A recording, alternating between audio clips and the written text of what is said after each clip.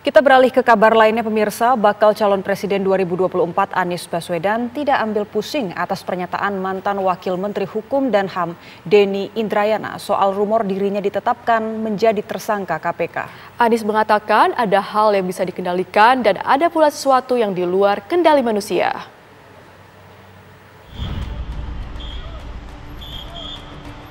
Bakal calon presiden yang diusung Partai Nasdem, Demokrat, dan PKS, Anies Baswedan merespons cuitan mantan Wakil Menteri Hukum dan HAM Denny Indrayana soal skenario dirinya jadi tersangka Komisi Pemberantasan Korupsi. Anies Baswedan yang hendak berangkat haji menyampaikan bahwa dirinya tidak ambil pusing akan kabar tersebut. Anies juga menyebut bahwa ada hal yang bisa kita kendalikan, namun ada pula di luar kendali manusia. Mantan Gubernur DKI Jakarta itu ingin fokus ibadah di Tanah Suci terlebih dahulu.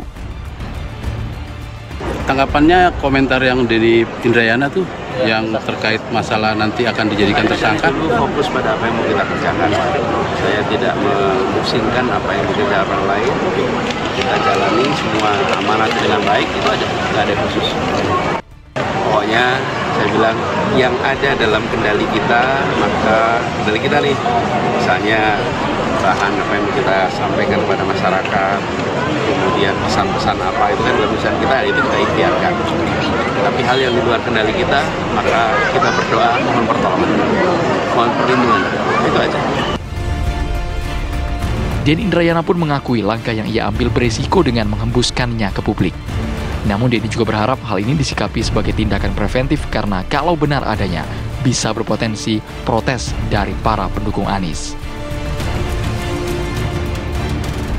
Ini pun langkah yang saya lakukan beresiko disalahpahami sebagai pembocoran rahasia, barangkali bisa disalahpahami sebagai mengganggu proses dan lain-lain. Tapi yang lebih penting dari itu sebenarnya saya menghindari jangan sampai justru ini terjadi, karena kalau terjadi bisa menimbulkan potensi yang tidak saya harapkan, menimbulkan potensi pada telepon dulu, menimbulkan potensi munculnya protes dari pihak-pihak pendukung Anies yang tentu saja kita harapkan tidak mengganggu proses-proses capres, karena kan pendukung Anies juga artinya juga tidak sedikit. Jadi lagi-lagi mengantisipasi kemungkinan-kemungkinan ke depan yang justru mengganggu proses kehidupan bernegara kita. Itu yang saya lakukan.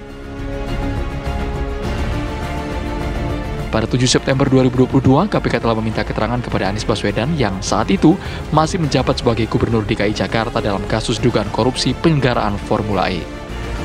Selain Anies, KPK juga telah meminta keterangan beberapa orang, di antaranya Ketua DPRD DKI Jakarta Prasetyo Edy Marsudi dan mantan Sekretaris Menpora Gatot Dewa Broto. Dari Tangerang dan Jakarta, tim TV One mengabarkan.